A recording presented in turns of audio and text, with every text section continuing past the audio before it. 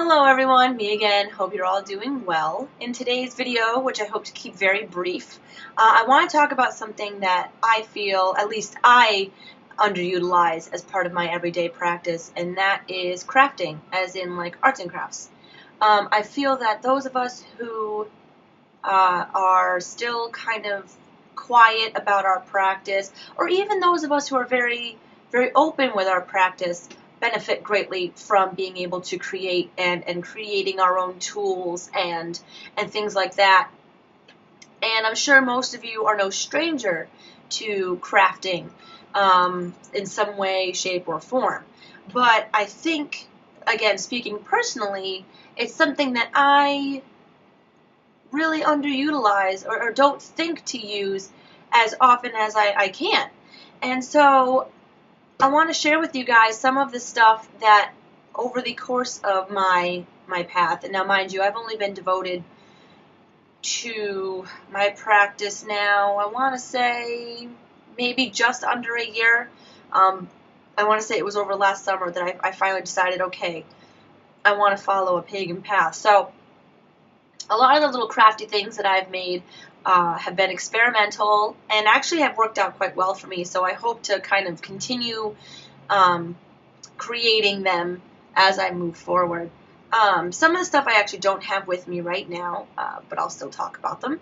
For example, when I was a brand new baby witchling, I created a bead necklace, and each of the beads represented one of the elements, and the centermost bead represented myself as a whole. And as I was making it, now I actually created this as part of a guided practice that I found in one of the books I was reading.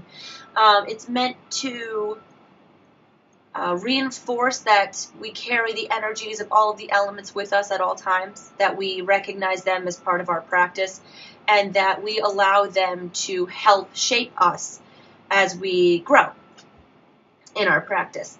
And so I actually don't wear that necklace anymore. The beads kept moving all up and down. The knots I tied for them kept coming undone, so it would drive me crazy. So I actually have it hanging on my rearview mirror in my car. So it is still with me pretty often. It's just I don't wear it anymore. In my sacred corner of my bedroom, I actually have a recycled Christmas tree. We took one of the branches and cut 24 discs from it, and I burned each of the runes into the discs, and I have them hanging. I'd show you, but I'm actually too short to get it down, and my boyfriend, who could reach it for me, is not here. He's working, so it's just going to have to stay hanging in the corner. But yeah, I have that hanging in my little sacred spot over in my corner of the bedroom. And I'm actually kind of lucky because I can be a little more open with my practice than some people can. So I do have some stuff out constantly, and that's one of them. One of the things that I do most often is crochet. My grandmother taught me how to crochet when I was 10, and it's actually become very cathartic for me. So you can laugh all you want. I know, what are you, 90? Only old ladies crochet, but I actually really do enjoy it. And I've actually made a few things, or experimented in making a few things for my practice. For example, this is actually the second tarot bag I've made. The first one I made was actually for a rather large oracle deck. I actually have it in the back there, so I'm not going to grab it now, but you can see it's just a basic crochet design tarot bag.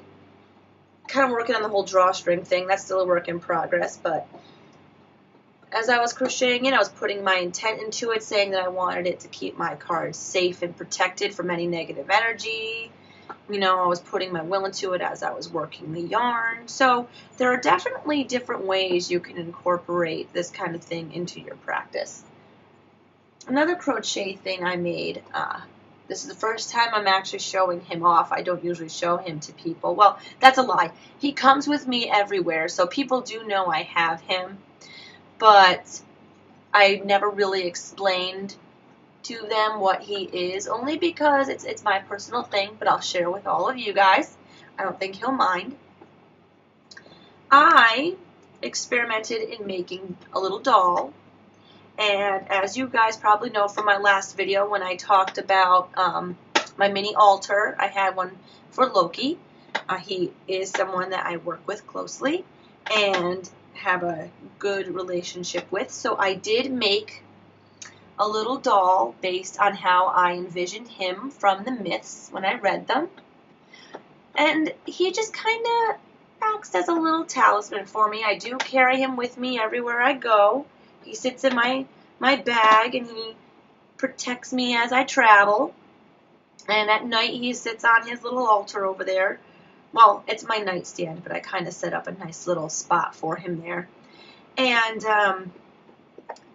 yeah, you can see he's all beat up. His pants are falling down. But as I was making him, I kind of, as I was working the yarn, just thought about what I wanted it to be, how I was creating this doll as a physical and visual representation of how I envisioned him to look as I was reading the myths. And so he's actually been quite a fun little companion. I think he's adorable. Little face. So, yeah, you could definitely try doing something like this. You don't have to make it after a deity if you don't work with one. You can make it on any mythological creature that you associate with, like a fairy, a dragon, anything like that. You can make a spirit animal if you work with them closely. You can create little, a doll for really anything. It doesn't have to be necessarily a deity from one pantheon or another. I just happen to choose making Loki. Let's see, what else have I done? My most recent craft, actually, was made last night at like 9 o'clock because I was already ready for bed, and I'm like, no, this is ridiculous. I can't be ready for bed now. So I decided to make something, and I made a little broom of protection. Now this I actually did as an experiment because the idea popped into my head a while ago, and I wanted to see what they would actually come out looking like. So this is actually a cinnamon stick with little crafty feathers at the end. I have black and purple on there. I use standard twine and a cute little charm. I actually really, really love trees. So you will see a lot of trees everywhere with me. If you stick with me and watch my videos, you'll probably see trees like all the time. But little tree charm. And then I have a hook here so I can hang it from my wall.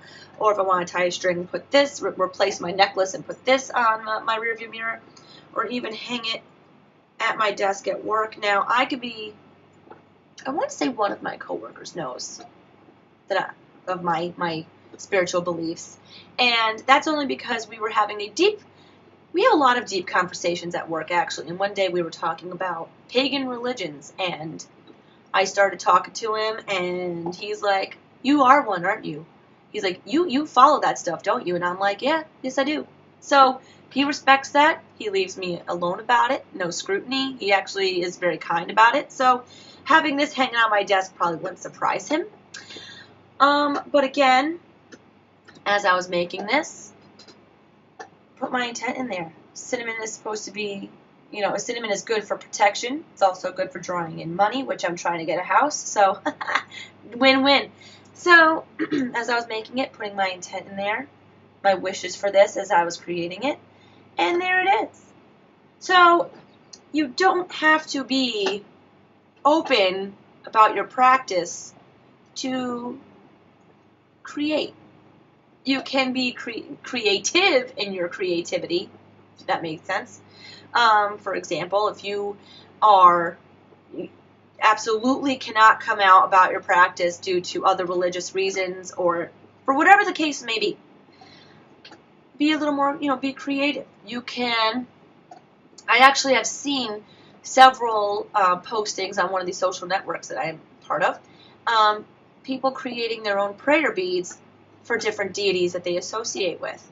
And that might be something that you're very much into because, again, it's just a beaded string. Resembles the rosary beads, which is, I don't mind the rosary beads, so don't get me wrong. The prayer beads are just not something that I feel really drawn to having. But again, you know, if for whatever reason you cannot come out, prayer beads might be something that you look into, because you can wear them. You can carry them in a bag. It's not like anything like this that just, you know, screams. I mean, like something like this might get you in a little bit of trouble if you can't come out at all. But there are different things that you can experiment with, and that's the great part about it. You can experiment.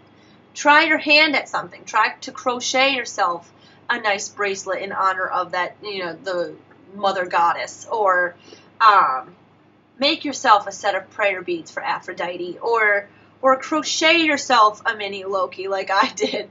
You know, the excuse me, the options are really endless, and that's what's beautiful about arts and crafts and creating and anything. You can write a song based on your beliefs, write a poem based on your beliefs, draw. I draw a lot. I'm not going to show you any of that stuff, because if you saw the way I draw people, I don't even like looking at my artwork. So, you know, just don't be afraid to create, because again, if you put the right intent to it, it could be just as powerful of a tool as any ritual or spell. And I firmly believe that. If you guys disagree, that's your belief, and that's fine. I'm not here to tell you that, you know, drawing a picture replaces, and you know, drawing a picture of a dollar bill replaces the power of a money spell. That's no means what I'm saying. But if you have the right intent and you put the right meaning and feeling into it, it could be just as strong and just as powerful. So try creating something. Even if you're not an artsy person, it won't matter. It'll just matter to you. So I hope this video helped shed some light on something. Don't make fun of my little doll. He's my buddy. And until next time, love and blessings. Bye-bye.